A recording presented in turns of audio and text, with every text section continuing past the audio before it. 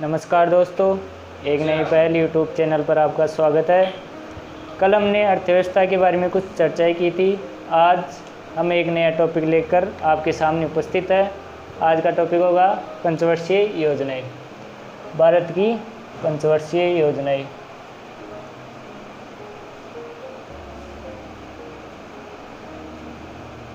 वर्षीय योजना, ये जो भारत की पंचवर्षीय योजनाएं है, इनकी नींव भारत में कहाँ से डलती है, ये इसके बारे में थोड़ा जान लेते हैं। जब भारत 1947 में आज़ाद हुआ तो उस समय भारत के प्रधानमंत्री बने जवाहरलाल नेहरू सर प्रधानमंत्री बने। उन्होंने अर्थव्यवस्था को आत्मनिर्भर और गतिशील बनाने के लिए कई योजनाएं आरंभ की।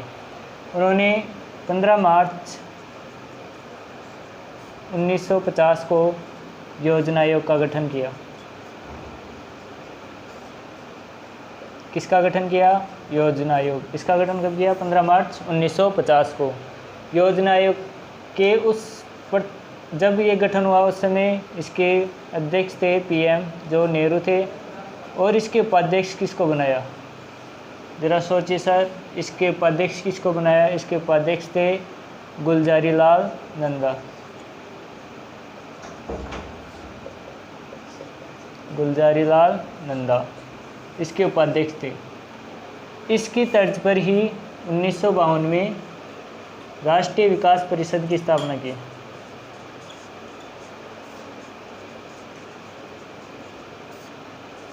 राष्ट्रीय विकास परिषद की स्थापना की। पहले हुई योजना आयोग की स्थापना 15 मार्च 1950 को। इसके अध्यक्ष थे जवाहरलाल नेहरू जो कि प्रधानमंत्री इसका अध्यक्ष होता है, और इसके उपाध्यक्ष बने गुलजारी लाल नंदा। इसकी तर्ज पर 1952 में राष्ट्रीय विकास परिषद की स्थापना की, और योजना आयोग का काम था योजनाएं बनाना और उनको क्रियान्वित करना,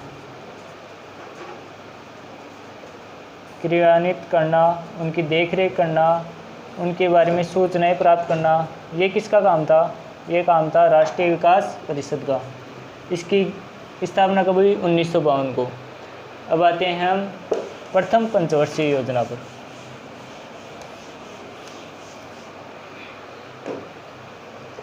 प्रथम पंचवर्षीय योजना।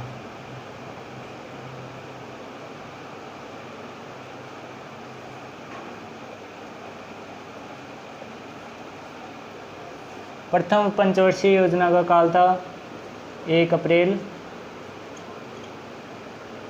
1951 से 31 मार्च 1956। ये तो इसकी क्या हो गई अवधि। एग्जाम में पूछ लिया जाता है कि प्रथम पंचवर्षीय योजना की अवधि क्या थी, तो इसकी अवधि थी 1951 से 1956, 5 वर्ष। टाइम पीरियड कितना हो गया? 5 वर्ष। ये कौन से मॉडल पर आधारित थी? तो ये थी हेरोड डोमर मॉडल पर आधारित थी, जो उस समय अर्थशास्त्री थे। इस मॉडल पर ये आधारित थी प्रथम पंचवर्षीय योजना। इसमें उच्च प्राथमिकता किसको दी गई? कृषि क्षेत्र को। सबसे अधिक जो प्राथमिकता दी गई वो कृषि क्षेत्र पर दी गई। अब कृषि क्षेत्र पर ही क्यों दी गई? जब भारत आज़ाद हुआ तो भारत को अनाज का अत्यधिक आयात करना पड़ता था, अन्य देशों से आयात करना पड़ता था। धीरे धीरे देश को अनाज पर आत्मनिर्भर बनाने के लिए प्रथम पंचवर्षीय योजना को कृषि के लिए कृषि को विशेष स्थान दिया गया, और इसकी विकास दर जो लक्ष्य है वो 2.1 रखा गया। और इसने कितना प्राप्त किया? इसने किया 3.6%। लक्ष्य था 2.1 और प्राप्त किया 3.6। मतलब ये अब अभी तक की सबसे सफलतम योजना रही। प्रथम पंचवर्षीय योजना थी, जो अभी तक की सबसे सफलतम योजना है। इस समय में कई नए विश्वविद्यालय खुले। प्रथम पंचवर्षीय योजना के काल में ही यूजीसी की स्थापना हुई थी। प्रथम पंचवर्षीय योजना में यूजीसी की स्थापना हुई थी, यूनिवर्सिटी ग्रांट कमेटी, और इसी के काल में आईआईटी की स्थापना हुई। प्रथम पंचवर्षीय योजना में इनकी स्थापना हुई। अब आते हैं हम द्वितीय पंचवर्षीय योजना पर।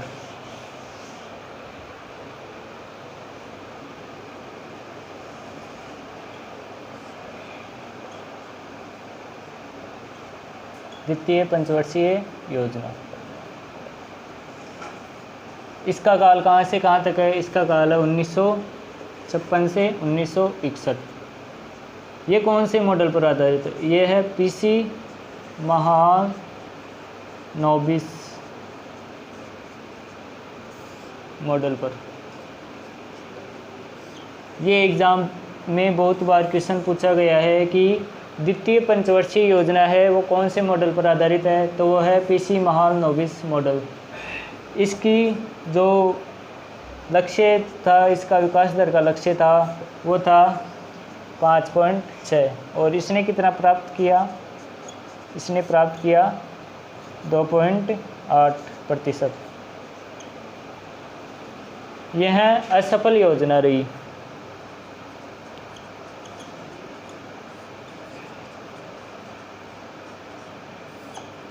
और इसमें किस क्षेत्र को प्राथमिकता दी गई?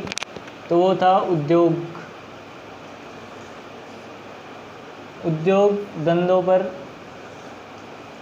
धंधों को प्राथमिकता दी गई।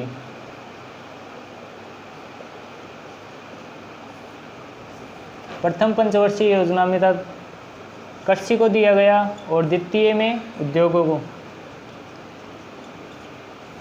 जब कृषि पर अनाजों का आयात कम होने लगा, तो द्वितीय परियोजना पर उद्योगों में देश को आत्मनिर्भर बनाने के लिए द्वितीय पंचवर्षीय योजना में उद्योगों को प्राथमिकता दी गई। इसमें लक्ष्य रखा गया 5.6 और प्राप्त हुआ 2.8। यह असफल योजना रही। अब कल हम तीसरी और आगे पंचवर्षीय योजनाएं पढ़ेंगे। आज के लिए यही। अच्छा लगा तो लाइक करिए सर, और शेयर कीजिए अपने दोस्तों के साथ। Thank you.